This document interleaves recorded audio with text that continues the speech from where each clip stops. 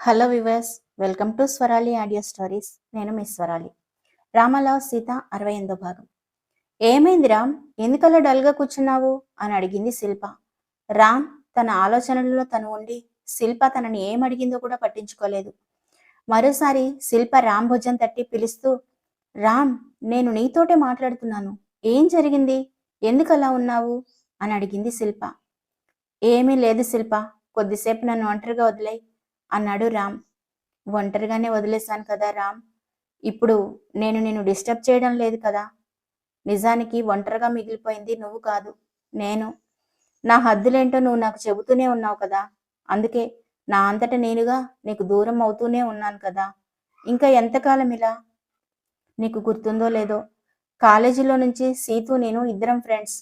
నేను కొంచెం ఆలస్యంగా కాలేజీలో జాయిన్ అయ్యాను. అప్పటి నుంచే నేను నీ మీద పిచ్చిగా ప్రేమను పెంచుకున్నాను. నీకోసం చచ్చిపోవడానికి కూడా సిద్ధపడ్డాను. అప్పుడే కదా నువ్వు నా ప్రేమను యాక్సెప్ట్ చేశావు. కానీ అప్పటికే నువ్వు ఎవరో అమ్మాయితో ప్రేమలో ఉన్నాను అని చెప్పావు. ఆ అమ్మాయి తనంతటి తనుగా నీకు దూరమైంది అని కూడా చెప్పావు. మళ్ళీ ఇన్ని సంవత్సరాల తర్వాత ఆ రోజు నిన్ను ఎలా చూశానో అలా చూస్తున్నాను రా. అసలేం జరిగింది? నీ బాధని పంచుకోవడానికి నేను పనికిరాకుండా పోయానా?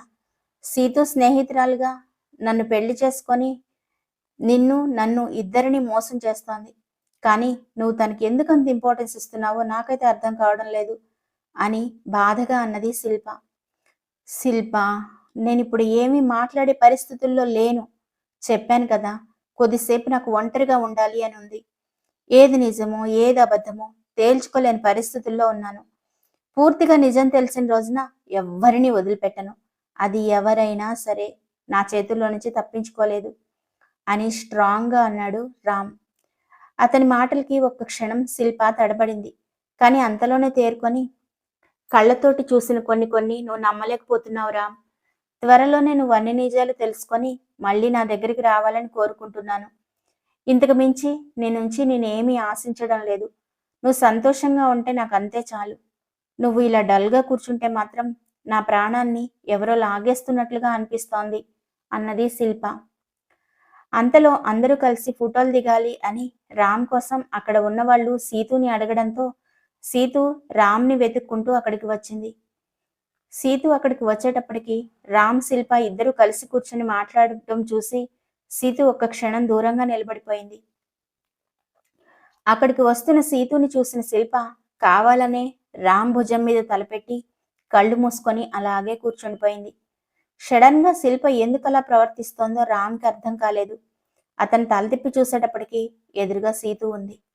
సీతు వైపు ప్రశ్నార్థకంగా చూశాడు రామ్. అక్కడ ఫ్యామిలీ ఫోటో తీసుకోవాలి, మిమ్మల్ని రమ్మంటున్నారు అని తడబడుతూ చెప్పింది సీతు. రామ్ తన పక్కనే ఉన్న శిల్పతో, పద శిల్ప, ఫ్యామిలీ ఫోటో తీసుకోవాలట, వెళ్దాం అంటూ ఆమె చేయి పట్టుకొని ముందుకు తీసుకుని వెళ్ళాడు. సీతు కూడా వాళ్ళని అనుసరిస్తూ వెళ్ళింది. శిల్ప ముఖంలో ఒక క్రూరమైన నవ్వు ఒక్క క్షణం వచ్చి అంతలోనే మాయమైంది. ఫ్యామిలీ మెంబర్స్ అందరూ ఫోటో దిగడానికి స్టేజ్ మీదకి వెళ్లారు. శిల్ప కూడా రామ్ చేయి పట్టుకొని స్టేజ్ మీదకి వెళ్ళింది. అంతలో లల్లి అక్కడికి వచ్చి, అన్నయ్య, నువ్వు పొరపాటున సీతు వదిన అనుకొని ఈ శిల్ప చేయి పట్టుకొని వచ్చావు. అయినా ఇది ఫ్యామిలీ ఫోటో కదా, ఇందులో తనెందుకు? వదినా, నువ్వొచ్చి అన్నయ్య పక్కన నిలబడు అంటూ పిలిచింది లల్లి. లల్లి, పర్వాలేదు, తను కూడా ఇక్కడే ఉంటుంది అని స్థిరంగా చెప్పాడు రామ్. రామ్ తన చెయ్యి పట్టుకొని వదిలిపెట్టకపోవడం గమనించి శిల్ప తన చుట్టూతా బటర్ఫ్లైస్ ఎదుగుతున్నట్టుగా ఫీల్ అయింది. ఏమండి, ఆవిడొచ్చింది అని గట్టిగా అరిచాడు భరత్. అందరూ భరత్ వైపు అనుమానంగా చూశారు. వాళ్ళందరికీ భరత్ ఎందుకలా అరిచాడో అర్థం కాలేదు. అదే ఆవిడ కూడా మన ఫ్యామిలీ ఫోటోలోకి వస్తుంది అని చెప్తున్నాను అని తను అన్న మాటలు కవర్ చేసుకోవడానికి ట్రై చేశాడు భరత్. భరత్ వైపు కోపంగా చూశాడు రామ్. రామ్కి ఒక పక్క సీతు, మరో పక్క శిల్ప నిలబడ్డారు. అంతలో సూర్య కావాలని భరత్ చేయి పట్టుకొని తీసుకువెళ్లి రామ్, శిల్ప మధ్యలో నిలబడ్డాడు. శిల్పకి సూర్య మీద విపరీతమైన కోపం వచ్చింది. కానీ ఏమీ మాట్లాడలేక కోపంగా కెమెరా వైపు చూస్తూ ఉండిపోయింది.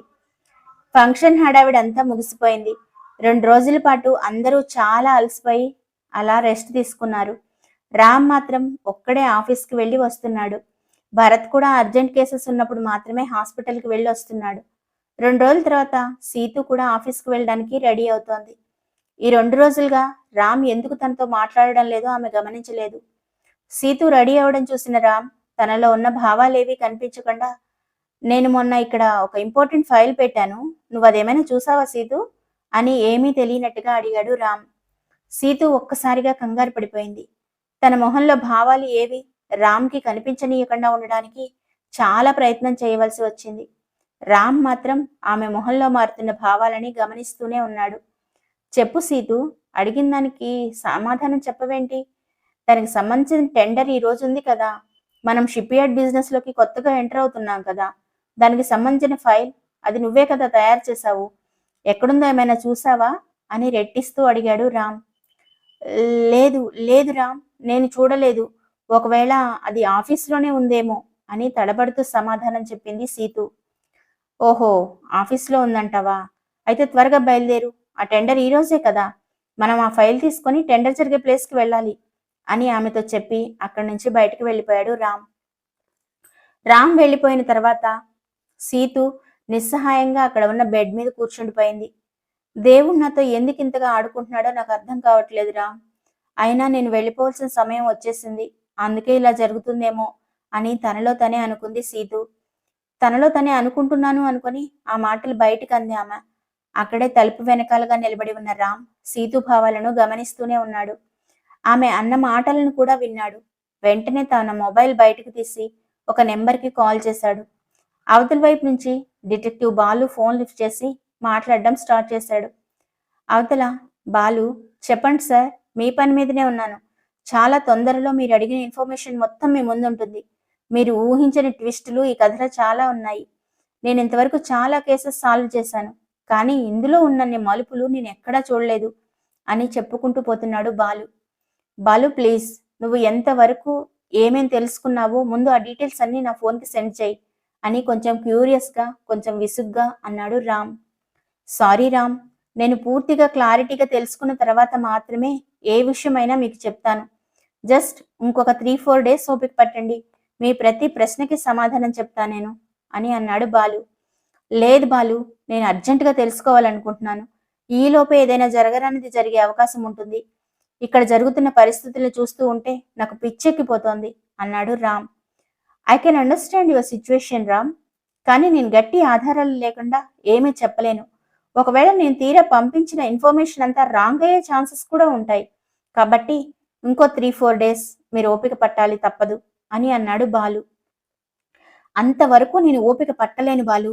యాజ్ ఎర్లీ యాజ్ పాసిబుల్ నాకు విత్ ఎవిడెన్స్ అన్ని ప్రూఫ్స్ కావాలి. మీరేం చేస్తారో నాకు తెలియదు.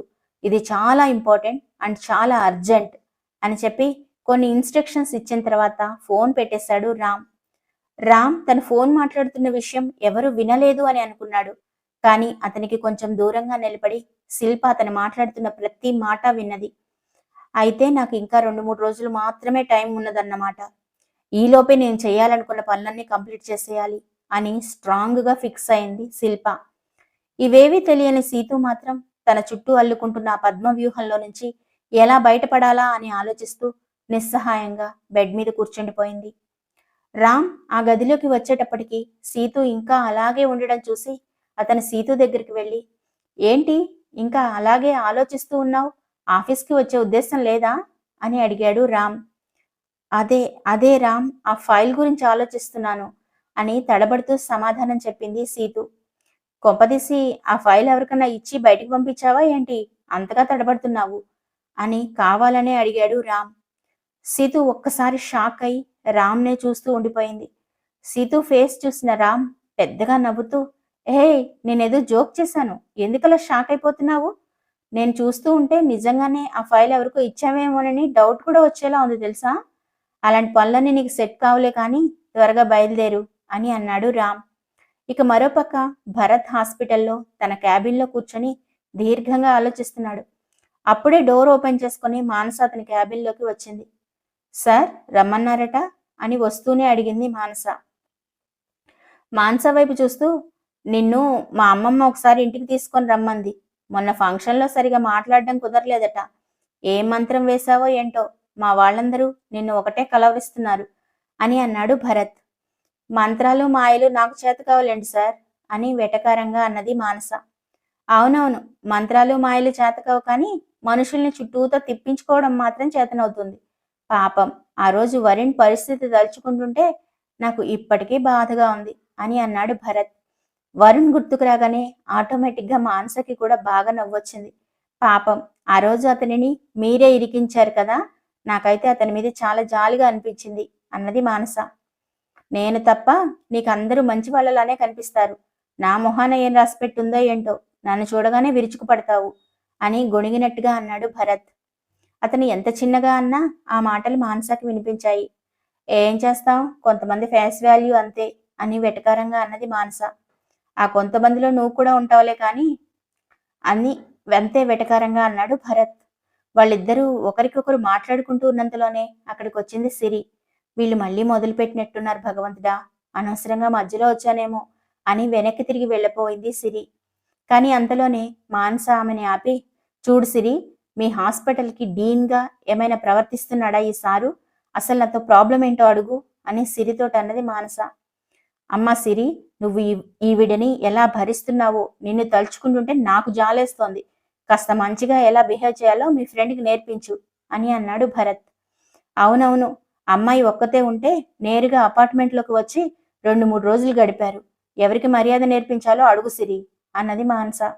నేనేమీ కావాలని ఉండలేదు. పరిస్థితి అలా వచ్చింది. అయినా నేను వంట చేసి పెడితే సిగ్గు లేకుండా మెక్కింది కదా! కనీసం ఆడపిల్ల అయ్యుండి వంట కూడా చేయడం రాదు. దాని సంగతేంటో అడుగు సిరి అన్నాడు భరత్. సార్, మీకు దండం పెడతాను. నన్నొదిలేయండి. ఏదో బుద్ధి తక్కువయ్యి మానసని వెతుక్కుంటూ ఇక్కడికొచ్చాను. మీకు ఏదైనా ప్రాబ్లం ఉంటే మీరే తెలుసుకోండి. నేను వెళ్తున్నాను అని సిరి అక్కడి నుంచి కదిలింది. ఆగు సిరి, నాకు కూడా ఇక్కడ ఉండాలనేమీ లేదు. నేను కూడా వస్తున్నాను అంటూ మానస ఆమెతో పాటు బయటకు వెళ్ళడానికి బయలుదేరింది. వెనుక నుంచి భరత్, సిరి, సాయంత్రం అమ్మమ్మ మిమ్మల్ని ఇద్దరిని మా ఇంటికి రమ్మంది. ఆ విషయం ఆవిడ గారికి గుర్తు చెయ్యి అని చెప్పాడు భరత్. సంతోషం, అలాగే అని చెప్పి అక్కడి నుంచి విసుగ్గా బయటకు వెళ్ళిపోయింది మానస. సిరి కూడా పరుగులాంటి నడకతో మానస వెనకనే వెళుతూ మానస చేయి పట్టుకుని ఆపేసింది. ఇప్పటిదాకా ఆయన బ్రెయిన్ తిన్నాడు, ఇప్పుడు నువ్వు మొదలు పెట్టావా? అసలేంటి నీ ఉద్దేశం అని అంటూ సిరి వైపు కోపంగా చూసింది మానస. ఇది మరీ బాగుంది. ఇప్పుడు నువ్వు ఏమన్నానని నువ్వెందుకు అంతగా రియాక్ట్ అవుతున్నావు అని మానస మొహంలోకి పరీక్షగా చూస్తూ అడిగింది సిరి. సరే, ఇప్పుడు చెప్పు, ఎందుకు నన్ను ఆగమన్నావు అని అడిగింది మానస. మానస, నువ్వు భరత్ సార్ని ప్రేమిస్తున్నావా అని సూటిగా మానస కళ్ళలోకి చూస్తూ అడిగింది సిరి. ఆ ప్రశ్నకి మానస దగ్గర సమాధానం లేదు. ఎందుకంటే సమాధానం ఇంకా ఆమెకు కూడా తెలియదు. కథలో ముందు ముందు ఏం జరుగుతుందో తెలుసుకోవాలనుకుంటున్నారా? నాకు కూడా చెప్పాలనే ఉంది. కాకపోతే నాకు కూడా కొంచెం ఎంకరేజ్మెంట్ కావాలి కదా. ప్లీజ్ లైక్ చేసి కామెంట్ పెట్టండి. కుదిరితే ఛానల్ని సబ్స్క్రైబ్